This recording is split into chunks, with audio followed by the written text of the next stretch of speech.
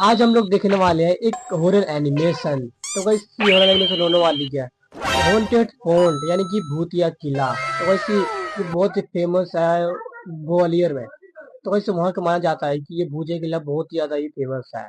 तो जिस तरह हमें वीडियो ले चल नाम है खूनी मंडे फुल के जाती है ओनली घोषणा वीडियो को स्टार्ट करते हैं। Haunted Gwalior fort. मधु दिल्ली में रहने वाली 23 साल की एक रिसेप्शनिस्ट थी। वैसे तो वो ग्वालियर की थी, मगर करीब 15 सालों से वो अपनी माँ के साथ दिल्ली में ही रह रही थी।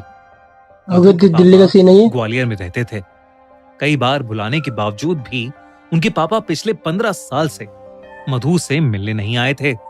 मधु की माँ अक्सर ग्वालियर जाती थी, लेकिन वो कुछ ना कुछ बहाना करके हमेशा ही मधु को ग्वालियर जाने के लिए मना कर देती थी।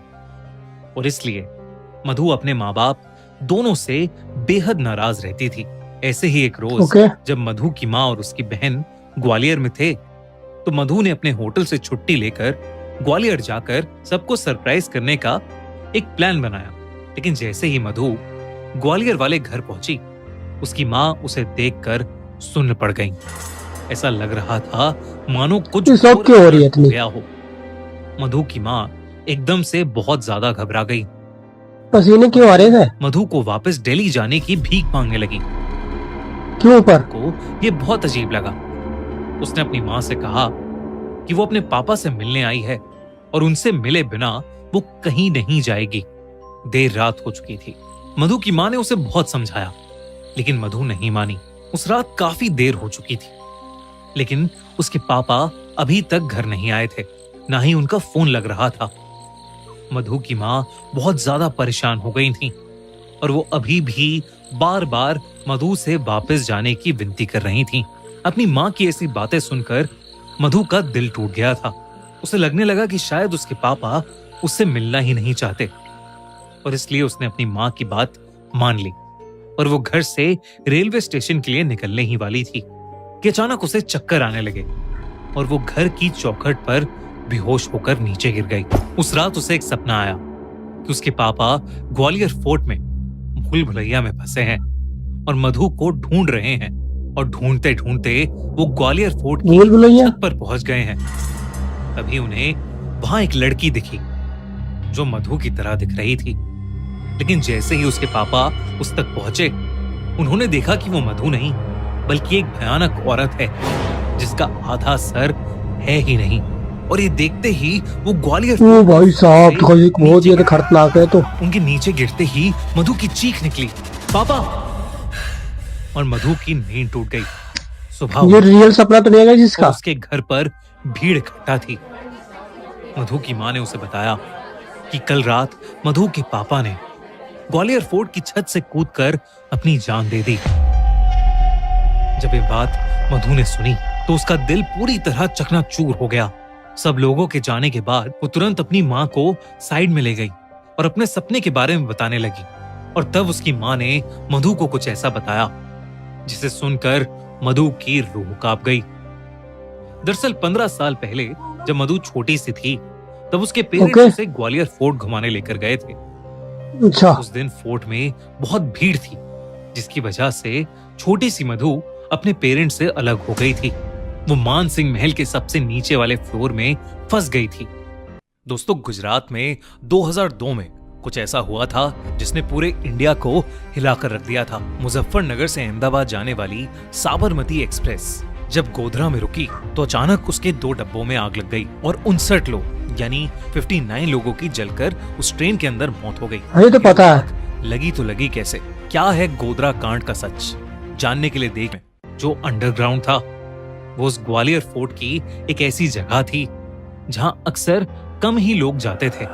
उस जगह को रात में अक्सर बंद कर दिया जाता है, क्योंकि लोग कहते हैं कि ग्वालियर फोर्ट की उस जगह में रात को मुगलों और अंग्रेजों के जरिए मारे और सताए गए राजा रानियों की आत्माएं भटकती हैं। इन्हीं सब ऐसी बात है क्या? मधु के पेरेंट्स का डर बढ़ता जा रहा था, लेकिन फिर भी उन्होंने गार्ड्स को बताया कि उनकी बेटी मधु अंदर रह गई है। वो सब मिलकर मधु को ढूंढने लगे।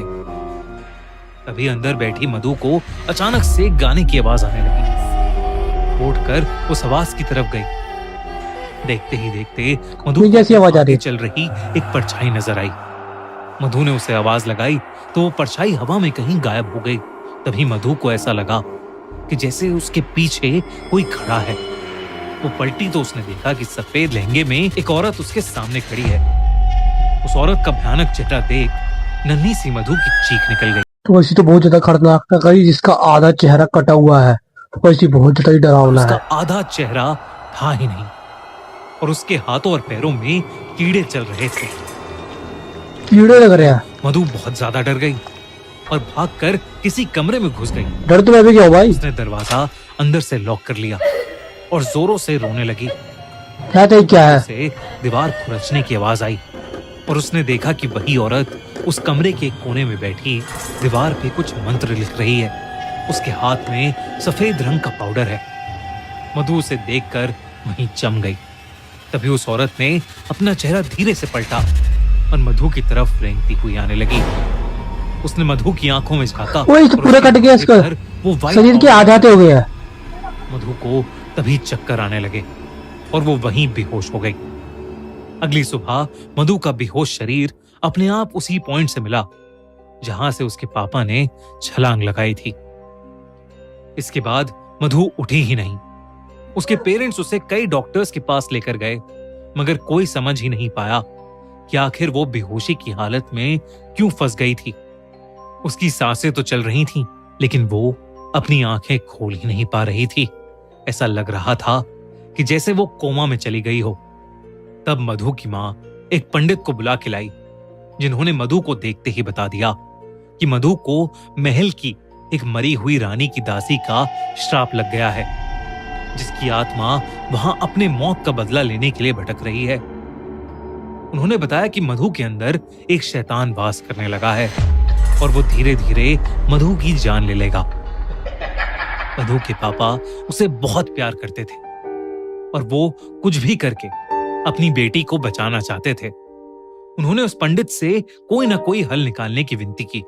उन्होंने कहा कि मधु के अंदर की शैतानी आत्मा के प्रभाव से बचने के लिए किसी को मधु के बदले अपनी बलि देनी होगी, जिसमें उस इंसान को उस आत्मा की गुलामी करनी होगी, जिसमें शायद उनकी जान भी चली जाए।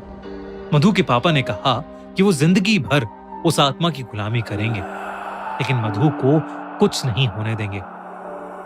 उस पंडित ने एक बहुत बड़ी पूजा की, जिसमें मधु और मधु के माँ बाप साथ में थे। पूजा के दौरान मधु ने आंखें खोली तो उसकी ये कैसी पूजा है पर? लाल थी और वो लाल लाल हो रही है इसकी आंखें। कही जा रही थी। अचानक ही उस पंडित ने उस पर मंत्र पढ़ते हुए लाल मिर्च का पाउडर फेंका और मधु बेहोश हो गई। कुछ ही पलों में मधु के पापा भी बेहोश हो गए।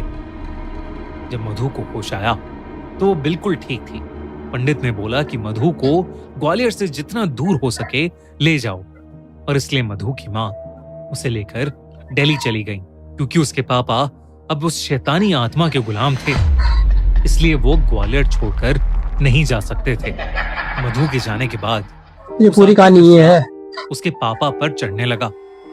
उसके पापा की जॉब चली गई और वो बहुत बीमार रहने लगे।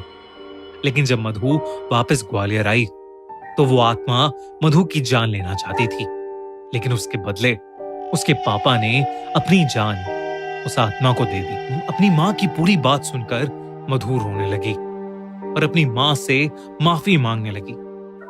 मधु की माँ को उस पर तरस आ गया और उन्होंने अपनी बेटी को गले लगा लिया। उन्होंने मधु को बताया कि उसके पापा उससे बहुत प्यार करते थे और किसी भी हालत में उसे प्रोटेक्ट करके रखना चाहते थे। इस घटना के बाद सेव करके रखना चाहते ने ग्वालियर हमेशा हमेशा के लिए छोड़ दिया। आपको वीडियो कैसी लगी? मुझे तो बहुत ज्यादा अच्छा लगा। लाइक सब्सक्राइब करिए। मिलते हैं कल नेक्स्ट वीडियो में।